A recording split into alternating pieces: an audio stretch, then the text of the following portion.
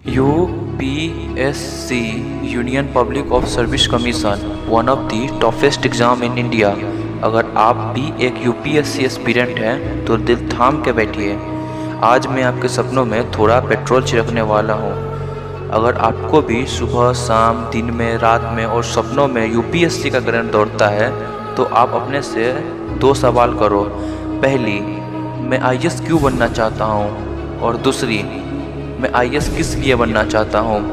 अगर आपने भी अपने माता पिता के आंखों में झांक कर मन ही मन ये वचन ली है कि यूपीएससी को सिर्फ क्लियर ही नहीं करना है बल्कि इस साल यूपीएससी को टॉप करना है, तो आपको आईएएस और आईपीएस बनने से कोई नहीं रोक सकता। सपने तो यहाँ लाखों लोग देखते हैं और सिलेक्शन कुछ गिने चुने का ही। ऐसा क्यों? क्योंकि उन सब में एक बात बहुत कॉमन होती है और वो है नेवर गिव अप। हद से ज़्यादा मेहनत करने के बाद भी अगर नहीं निकलता है फर्स्ट अटैम्प्ट में एग्ज़ाम तो और जी जान लगा के सेकेंड अटैम्प्ट में निकालते हैं। अगर तब भी सेकेंड अटैम्प्ट में नहीं निकलता है तो थर्ड अटैम्प्ट में तो निकालते ही लेते हैं। और यही नेवर गिव अप वाली एटीट्यूड इन्हें एक दिन आईएएस और आईपीएस बनाती है। और इन एस्पिरेंट में एक और बात कॉमन होती है, चाहे कुछ भी हो जाए, आज का गोल बिना कंप्लीट किए हुए नहीं सोना है तो नहीं सोना है। वो लोग न ही दिन देखते हैं और न ही रात देखते हैं। एक ही ख्याल मन में, मुझे पढ़ना है, मुझे पढ़ना है और सिर्फ मुझे पढ़ना है।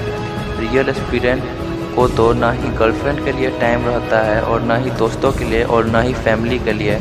अरे इन लोगों को तो अपनी चेहरा देखे हुए कई महीने हो जाते हैं। बस एक यही वाली पॉजिटिव एटीट्यूड विनर की निशानी होती है जो कि इन्हें हमेशा कंफर्ट जोन से बाहर रखती है।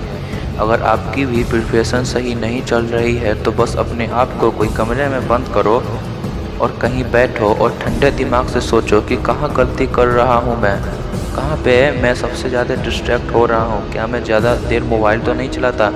क्या मैं दोस्तों के साथ तो ज़्यादा टाइम पास नहीं करता?